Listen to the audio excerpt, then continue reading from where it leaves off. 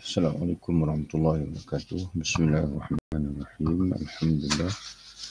Alhamdulillahirabbil alamin. Wassalatu wassalamu ala nabiyyina wa habibina wa syafi'ina Muhammad bin Abdullah wa ala alihi wa ashabihi wa man ihtada bihadihi wastanna bi sunnatihi ila yaumiddin. Amma ba'd. Adapun azam, maka hendaknya diketahui bahawa dengan azamnya ia bertekad meninggalkan keluarga dan negeri. Yakni orang yang berazam untuk menempuh perjalanan menuju ke Mekah bagi menziarahi Kaabah dan juga menunaikan manasik haji atau umrah, maka dia bertekad untuk meninggalkan keluarga dan juga negeri, yakni tanah airnya, menjauhi berbagai syahwat dan kelazatan dengan tujuan menziarahi rumah Allah, yakni Kaabah. Rumah Allah itu Kaabah. Hendaknya ia mengagungkan dalam dirinya keagungan rumah dan keagungan pemilik rumah, yakni Allah Subhanahu Wa Taala. Jadi dalam perjalanan itu, oleh kerana perjalanannya itu adalah untuk menziarahi Baitullah dan juga melakukan ibadat lillahi ta'ala, maka hendaklah sepanjang dalam perjalanan itu ataupun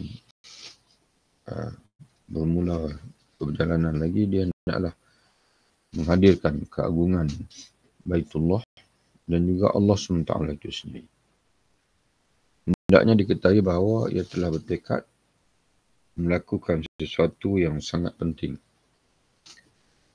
Dan siapa yang mencari sesuatu yang sangat agung, maka sungguhnya dia mempertaruhkan hal yang sangat agung.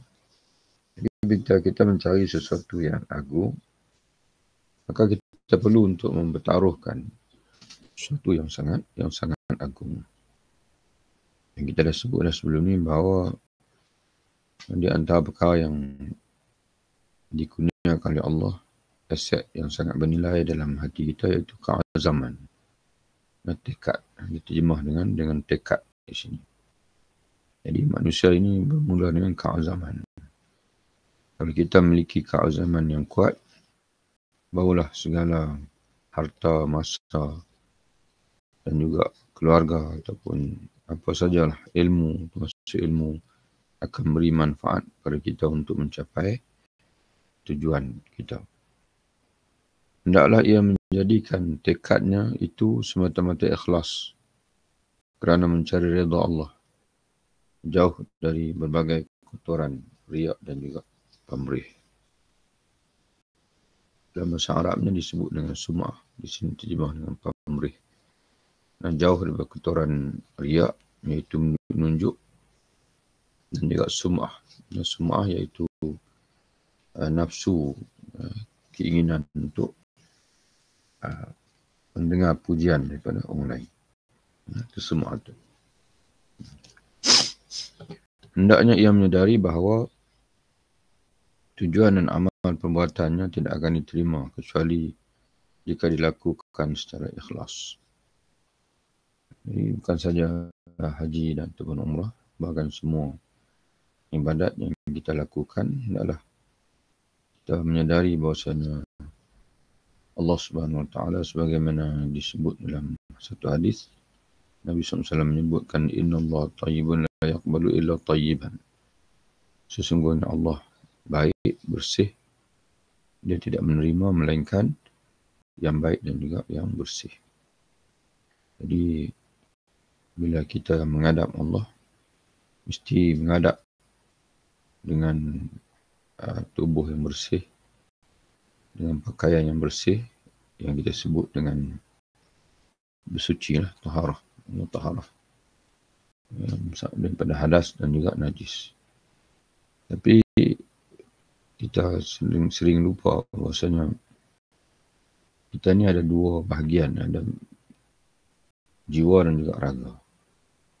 Jadi bersuci daripada hadas dan juga najis itu ialah taharah untuk raga kita, untuk tubuh. Di sana ada taharah untuk jiwa yang juga dipandang oleh Allah. Jadi kita tidak boleh menghadap Allah dengan jiwa yang kotor, dengan jiwa yang dipenuhi dengan riak, di mana jiwa yang dikotori oleh riak, jiwa yang dikotori oleh sum'ah, dikotori oleh ujub, jiwa yang dikotori oleh hasad, dengki dan sebagainya. Jadi sebab itu dalam surah Asy-Syu'ara di akhirat nanti, di hari kebangkitan nanti, Allah Subhanahu Wa Taala menjelaskan jiwa yang sebagaimana yang akan diterima. Yauma la yanfa'u malun wala banun illa man atallaha biqalbin salim.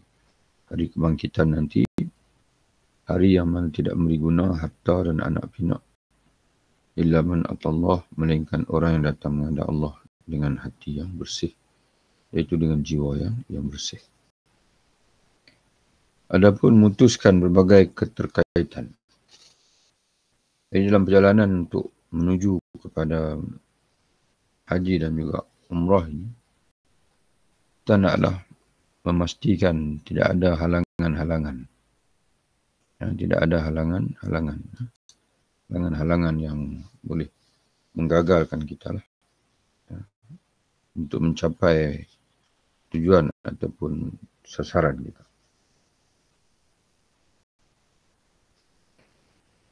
Dari sini dia lebih kepada maksud memutuskan keterkaitan, benda yang mengikat kita.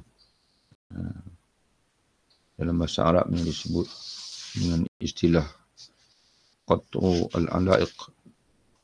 Alaiq ini adalah benda yang menyebabkan tersangkut. Matlamat kita tersangkut.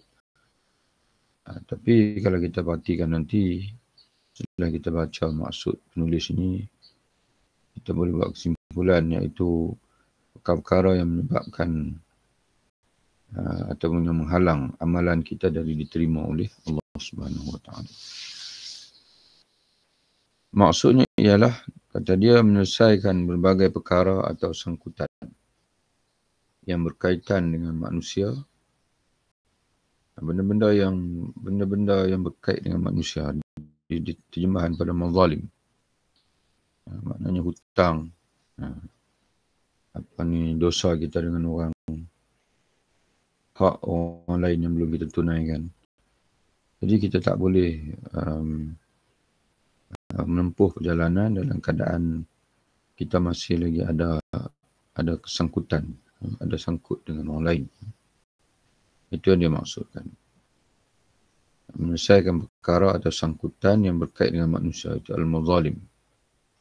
Al-mazalim iaitu satu istilah dalam bahasa Arab, hak-hak orang lain yang kita ambil dengan secara yang zalim, yang tidak sepatutnya, yang perlu untuk kita pulangkan, ataupun kehormatan orang lain yang pernah kita rosakkan dan sebagainya, mesti kita bersihkan kembali nama dia. Itu al-mazalim. Dan begitu juga yang berkait dengan Allah, dan bertaubat secara ikhlas pada Allah dari semua kemaksiatan. Kerana setiap perkara merupakan sangkutan. Setiap perkara tersebut yang berkait dengan mazalim ataupun yang berkait dengan dosa dengan manusia merupakan sangkutan, yakni penghalang, yang menghalang kita diterima oleh Allah Subhanahu Wa Taala. Setiap sangkutan seperti orang yang berhutang.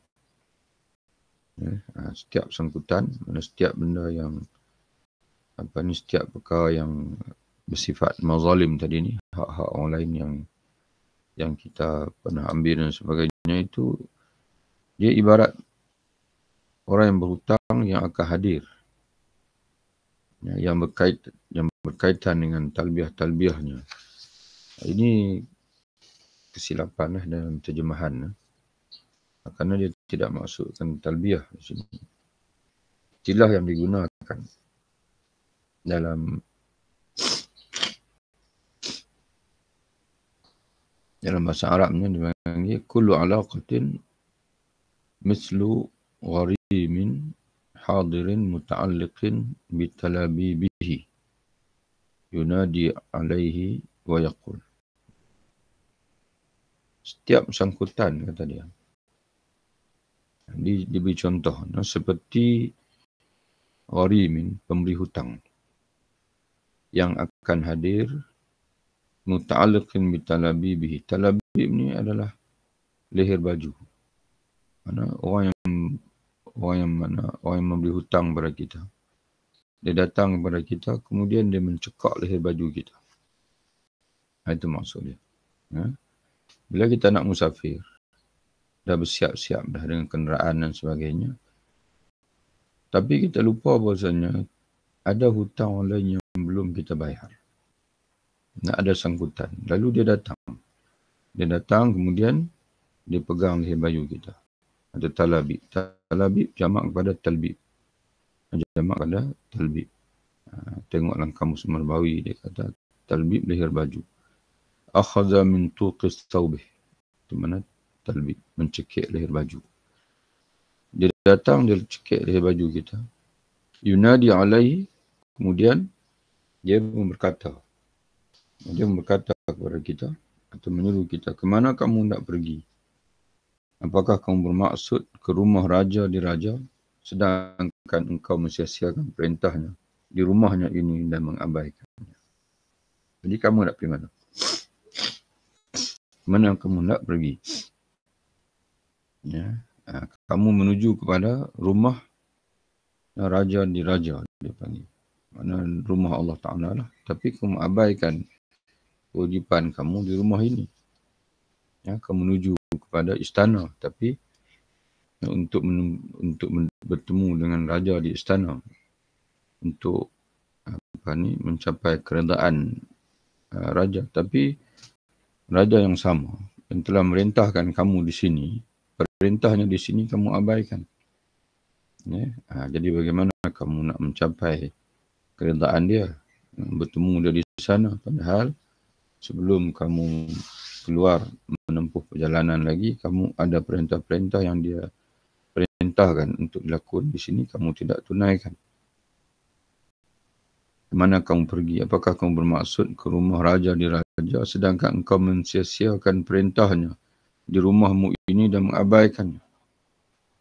Tidakkah engkau malu? Engkau datang kepadanya sebagai seorang hamba yang bermaksiat, sehingga dia tidak akan menerimamu.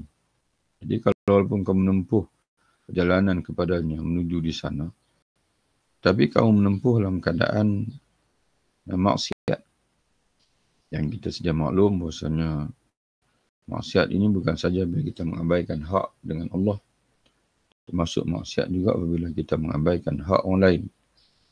Sebab itu dosa ni ada dua, dosa dengan Allah dan dosa dengan makhluk. Jika engkau ingin ziarahmu diterima, maka laksanakanlah perintahnya. Selesaikanlah segala perkaramu. Bertaubatlah kepadanya dari semua kemaksiatan. Itu selesai di situ. Satu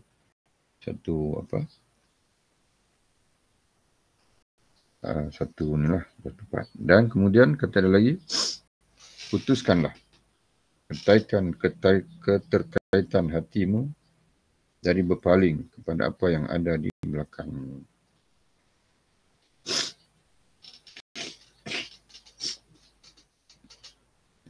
Jadi dalam perjalanan kita menuju kepada ibadat haji, kerana kita musafir lah, kita bermusafir untuk mengerjakan ibadat haji. Bila musafir, di depan kita tempat tuju.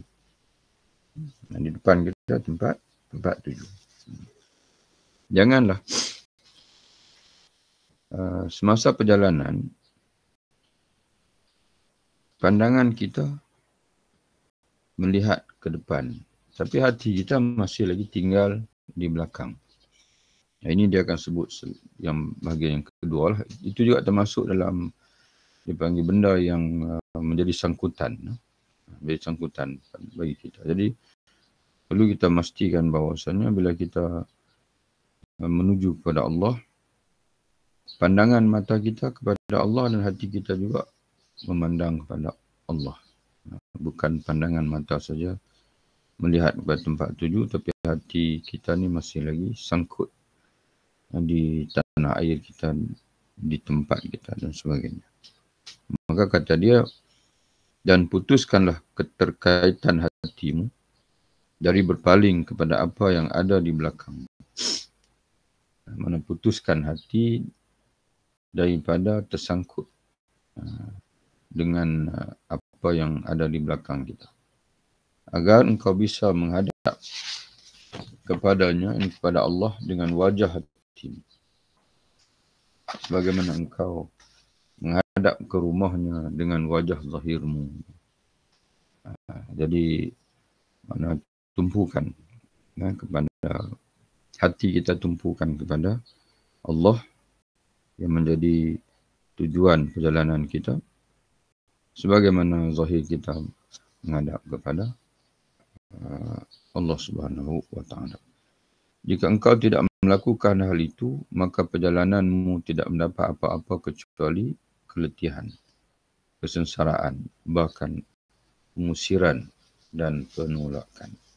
Bahkan kita akan diusir oleh Allah, akan ditolak oleh Allah Subhanahu wa Ta'ala. Ini tuan-tuan sekalian, kalau kita nak ambil daripada Quran, dalam surah Ar-Rum, Allah Ta'ala menyebutkan bagaimana bila kita memberi tumpuan kepada agama ini, Allah SWT menggabungkan tumpuan itu dari merangkumi, hendaklah merangkumi luaran dan juga dalaman, tubuh dan juga hati, jiwa dan juga raga. Jadi surah Ar-Rum Allah Ta'ala menyebutkan faqim wajhaka lid-din. Itu yang pertama. Hadapkanlah wajah kamu kepada agama. Faqim wajhaka lid-din. Hadapkanlah wajah kamu. Wajah makna diri lah. Makna diri. Hadapkan. Aqim. Tegakkan. Digunakan aqama. Makna tegakkan. Tegakkan wajah kamu. Diri kamu kepada agama. Dan para ulama mana kita boleh tafsir dalam bahasa kita kata beri tumpuan diri kamu kepada agama hanifan. Hanif ini para ulama menyebutkan dalam keadaan hati kamu berpaling daripada semua agama yang lain dan hanya menghadap kepada Islam saja. Hanya cenderung kepada Islam. Dan sebagian mufassir menyatakan hanifan ini dengan tulus. Dengan hati yang tulus. Tidak bercampur-campur. Itu mungkin boleh kita jadikan sebagai satu kaedah umum lah dalam hidup kita ini, bagaimana kita memberi tumpuan kepada semua pengamalan agama kita. Tak boleh kita hanya bersifat syakli, iaitu luaran saja. Agama ini tidak boleh dia bersifat penampilan luaran semata-mata, tanpa penghayatan batin.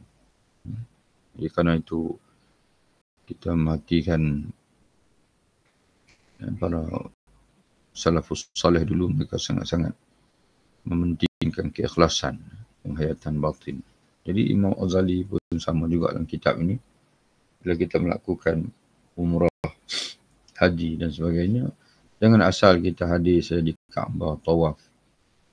Kemudian kita sa'i, kita wukuf di Arafah. Tapi batin kita kosong. Penghayatan kosong daripada penghayatan batin. Jadi kerana itu dalam kitab kita ni, dia sangat menekankan penghayatan batin. Setiap kelakuan kita, persiapan kita, perjalanan lagi. Ini belum sampai lagi. Kita belum sampai di Mekah lagi.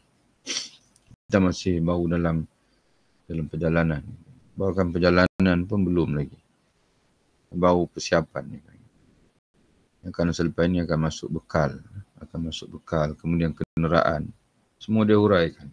Apa falsafahnya, apa penghayatan yang mesti kita ada pada ketika kita menyiapkan bekal. Jika engkau tidak melakukan hal itu, maka perjalananmu tidak mendapat apa-apa kecuali keletihan, kesengsaraan, bahkan pengusiran dan penolakan. Bahkan bukan saja kamu akan letih, sengsara, bahkan kamu akan diusir dan ditolak oleh Allah SWT. Dengan makna Allah tidak akan menerima kamu. Adapun bekal, maka carilah dari tempat yang halal. Jika merasakan adanya ketamakan untuk memperbanyak dan tuntutan untuk selalu ada sepanjang perjalanan.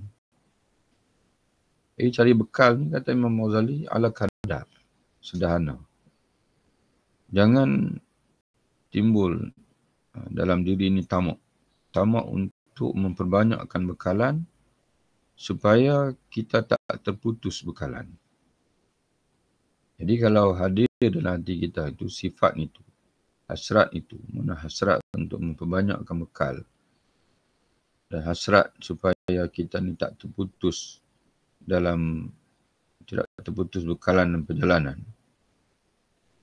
Kata dia, kalau ada ketamakan untuk memperbanyak dan ada dalam hati tuntutan untuk selalu ada sepanjang perjalanan, mana bekalan itu selalu ada dalam perjalanan tanpa berubah dan rosak sebelum tercapainya tujuan, sebelum tiba di destinasi kita, maka hendaklah ia mengingat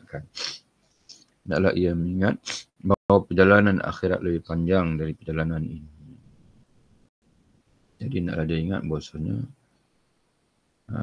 ada satu perjalanan lagi, iaitu perjalanan akhirat, yang mana perjalanan itu lebih panjang, lebih sukar, dan apa saja bekalan yang kamu lakukan yang bersifat duniawi, iaitu harta, makanan dan sebagainya, kamu tak akan mampu untuk memenuhinya.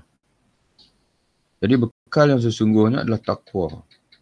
Sedangkan bekal selainnya yang dikira sebagai bekalnya akan tetap tertinggal. Akan tetap tertinggal saat kematiannya dan tidak menyertainya. Seperti makanan basah yang rosak di awal terminal perjalanan sehingga ketika memerlukan ia kebingungan tanpa bisa berbuat apa-apa. Jadi Imam Ghazali seolah dia ingin menekankan kepada kita bahawa bekal bagi urusan duniawi ini ala kadar saja. Tapi urusan akhirat itu, musafir ke akhirat itu yang paling utama, yang mesti kita bawa bekalan. Bekalan iaitu takwa. Kerana bekalan, kalau kita hanya mempersiapkan bekalan yang hanya berupa makanan dan sebagainya, dia akan berlaku satu situasi. Ini kan orang dulu. Perjalanannya berbulan-bulan. Kalau dia mempersiapkan bekalan, bila tiba masa dia nak makan, makanan pula makanan basah, dia basi, rosak, apa akan berlaku? Kita dah bersiap-siap dalam rumah, nak masak itu, masak ini dan sebagainya, dan dengan harapan, dengan satu keyakinan, kita dah bawa bekal banyak. Nanti bila tiba masa nanti, kita tak perlulah bimbang dengan bekalan. Tiba-tiba bila kita buka bekal, makanan tu rosak. Kita akan menjadi seorang yang sangat kecewa. Jadi begitulah akan kecewanya orang yang hanya memikirkan bekalan yang berupa dipanggil madiyah, kebendaan. Dalam hidupnya yang dia fikirkan keselesaan nak bermusafir, keselesaan di segi kereta, keselesaan dari segi wang, buang banyak bekalan. Tapi cuba bayangkan, dalam celah-celah kita musafir itu, maut datang menjemput kita. Pada ketika itu,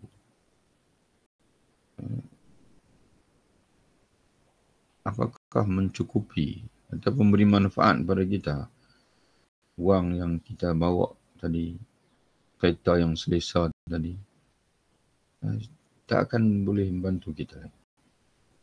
Ya, kerana bila berlaku kematian, kita akan melintasi musafir akhirat. Maka pada ketika itu, yang memberi guna hanyalah iman dan juga taqwa saja. Jadi sebab itu Imam Ghazali menekankan di sini bahasanya bekalan yang bersifat kebendaan ini hanyalah sederhana saja. Tapi yang perlu kita beri tumpuan yang sebenarnya itu adalah bekalan akhirat, iaitulah taqwa.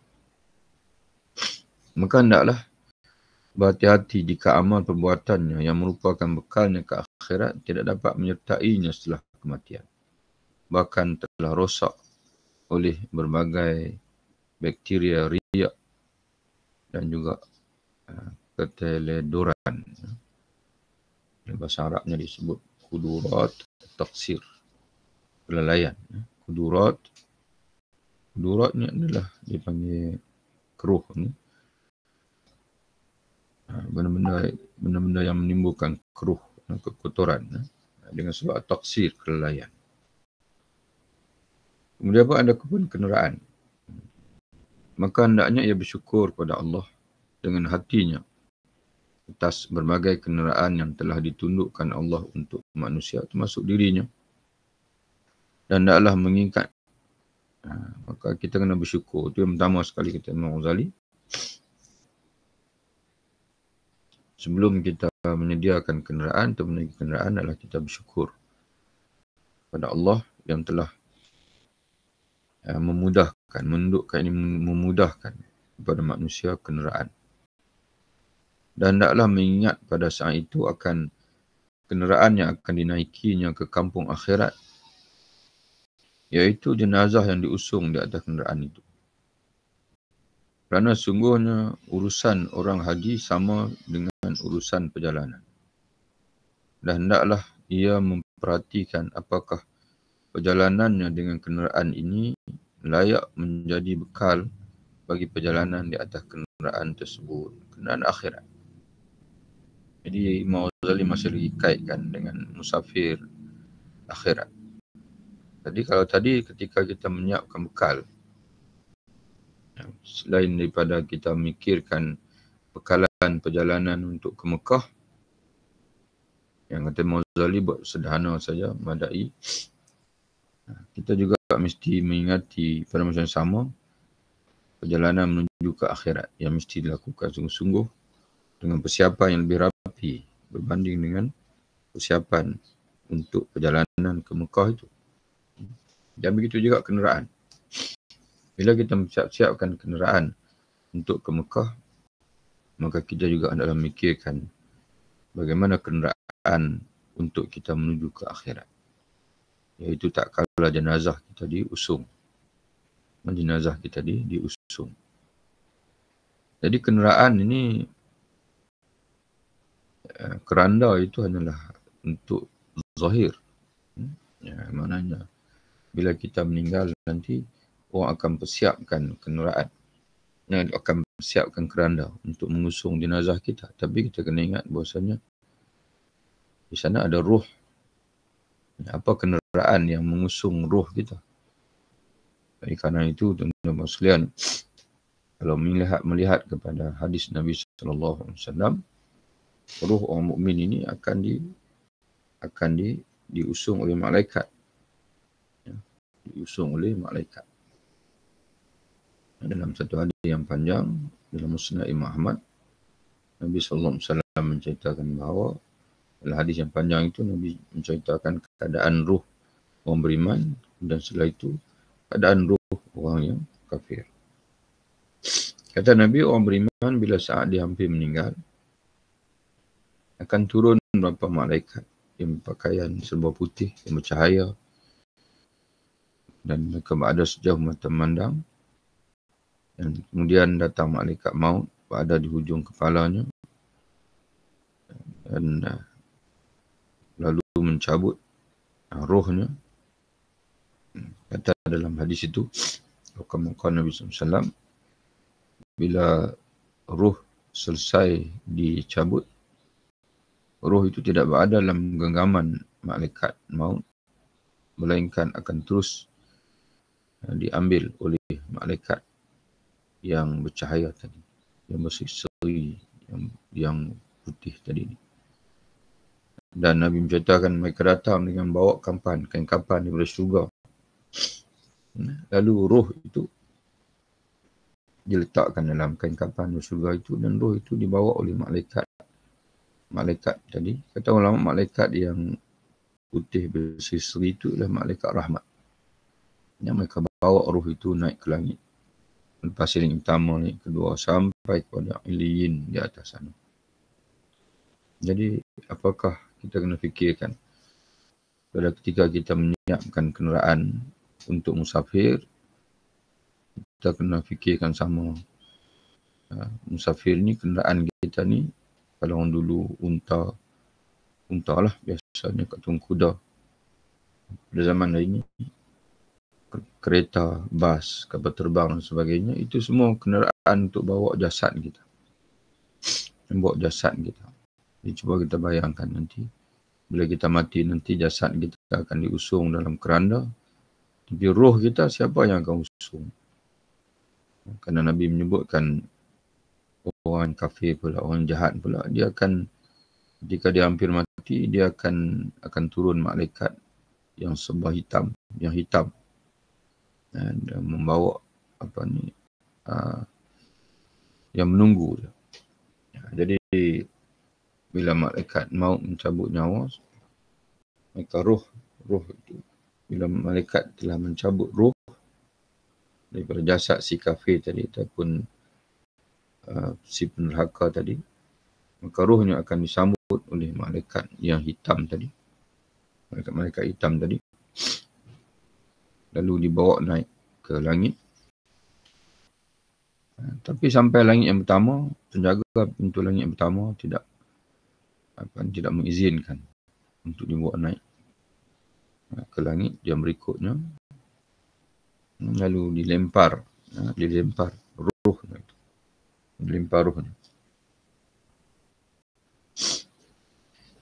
Jadi begitulah Imam Ghazali, dia menekankan bahwasanya bila kita melakukan persiapan untuk mana-mana perjalanan di dunia ini, termasuk perjalanan ke Mekah, adalah kita mengingati juga perjalanan kita menuju ke akhirat. Betapa dekat hal tersebut dengannya. Bukankah kematian sangat dekat dan pengusungan jenazah dapat dipastikan, sedangkan kemudahan perjalanan masih penuh keraguan? Jadi Mauzali, ini perjalanan kita ke akhirat ini confirm, pasti. Jadi persiapan kita untuk perjalanan ke akhirat, perjalanan untuk kematian kita itu persiapan kepada perjalanan yang pasti. Tapi kita buat persiapan untuk perjalanan dunia, musafir ke Mekah ke, melancong dan sebagainya, belum pasti. Berapa banyak dipanggil hasrat kita nak musafir, tapi terpaksa kita batalkan. Tapi musafir kita ke akhirat ini pasti confirm. Tiba masa kita akan mati. Tak payah, mana tidak ada siapa meragukan. Jadi persiapan untuk hari kematian kita adalah persiapan pada perjalanan yang pasti. Tapi persiapan yang lain-lain itu semua atas andaian lah. Atas andaian kita akan hidup. Atas andaian kita akan jalan akan selamat. Tidak ada musibah. Ramai orang yang dia bersiap-siap untuk musafir. Tapi belum sempat musafir, sakit, mati dan sebagainya. Tak sempatlah dia nak musafir. Banyak dia nak melancong. Ramai orang yang berhasrat nak pergi umrah bila pencen. Tapi bila pencen tak sempat pergi umrah, dah meninggal. Jadi dia duit yang dia simpan sebelum ni dalam tabung haji contohnya, yang dia simpan untuk pelancongan, tak dapatlah nak ditunaikan. Tapi tuan-tuan sekalian, musafir kita ke alam barzah, musafir kita ke alam akhirat, memang pasti confirm kita akan lalui bila tiba. Jadi sebab itu persiapan untuk musafir di alam barzah dan juga alam kematian, alam akhirat itu yang kata Imam Ghazali yang pasti. Bagaimana bisa terjadi? Ia sangat baik mempersiapkan bekal perjalanan yang masih diragukan. Mana perjalanan yang masih diragukan? Mana perjalanan di dunia ni lah. Dengan meriksa bekal dan kenderaannya. Makna bila nak musafir di dunia ini, nak pergi melancong, termasuk kita kata musafir nak pergi ke Mekah dan sebagainya, masih diragukan atas andaian, tapi kita meriksa bekal dan kenderaan kita. Tetapi pada sama dia mengabaikan persiapan perjalanan yang pasti, iaitu kematian.